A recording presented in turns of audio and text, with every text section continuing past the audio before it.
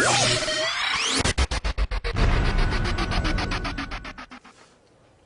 everyone, this is Aaron for Zollotech, and today we're going to be reviewing the HTC HD7.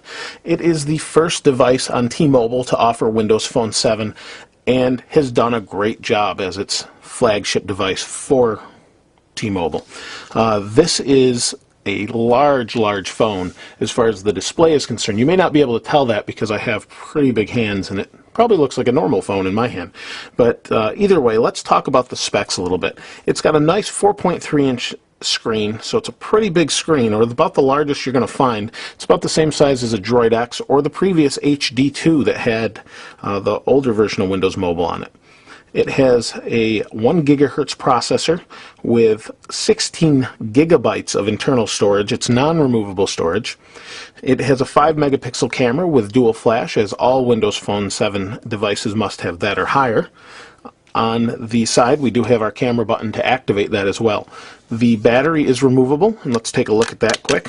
The battery comes out and is a pretty low capacity battery. Now, the battery itself is supposedly good for 6.5 hours or so of talk time and 310 hours of standby, or 5.5 hours on 3G and 320 hours of standby on 3G. But the battery is only about a 1230 milliamp hour capacity. I've seen it listed as 1300 milliamp hours, but in this case it's actually not printed on the battery, so I can't tell you for sure. I'll just talk about that a little bit later, but that's the battery part of it. Other than that, the phone has a capacitive touchscreen that's quite nice, has a speaker that's kind of in the back and is supposed to sort of resonate through these front ducts where your earphone piece is and kind of where the microphone area is, which is actually there.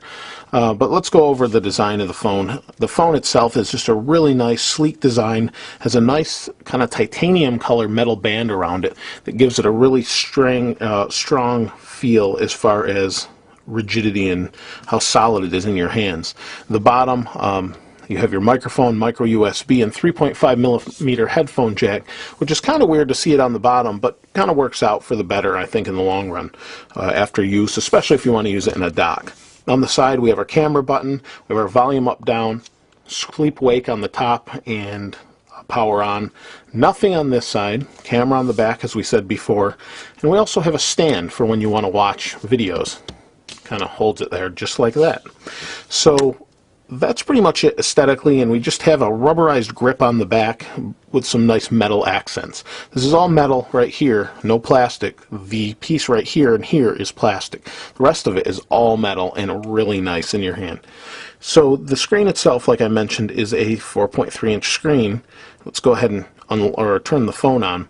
I'm not going to talk about Windows Phone 7 itself as far as the operating system goes, just because I've covered that on some videos previously. If you haven't seen those, be sure to check them out. But for this review, just know that I'm on edge right here because I have this phone unlocked and I'm using it on AT&T.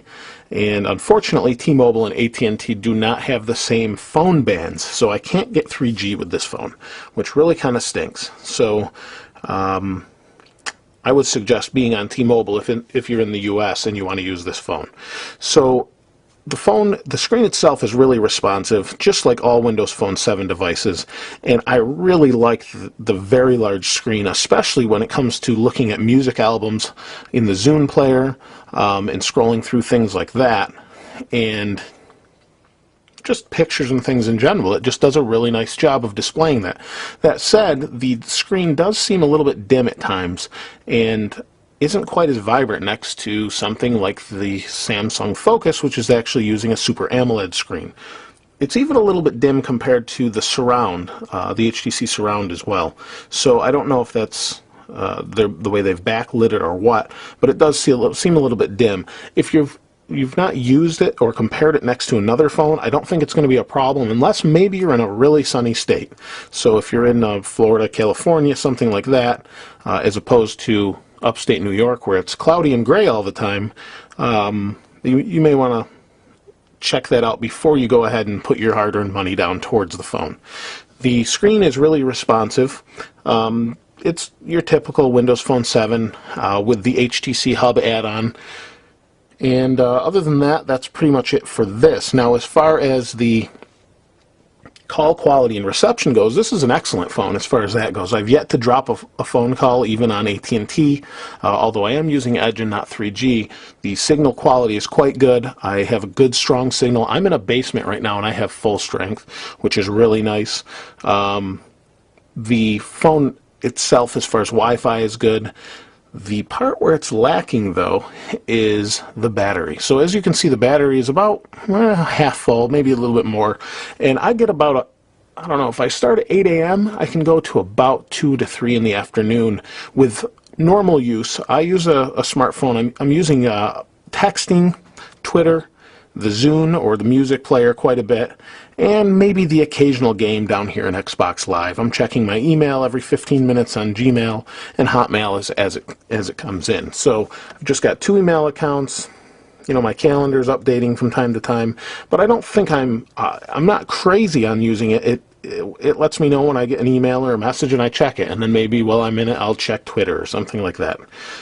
So really the battery's not too great. Now I know HTC offers a larger capacity battery, but you would have to buy that as an accessory after you get the phone. So it's a 1500 milliamp hour battery I've seen. Some people warn against using the aftermarket ones. I haven't tried that, so all I can say is if you value your phone, you might want to check the HTC battery and spend the little extra money for that. I don't really know. I haven't used it. But the phone itself just feels solid. It's really nice. It's a great phone in your hands. It's big. It's great to watch multimedia on, especially with this little stand. It may seem generic, but it's so discreetly tucked away, and it feels like it's a quality piece of material. It doesn't wobble. I mean, you got to really push on it. I'm giving it a good amount of force. It doesn't wobble. It just closes. Open it, we set it down, we watch our video on Netflix or whatever, and it works out pretty good that way.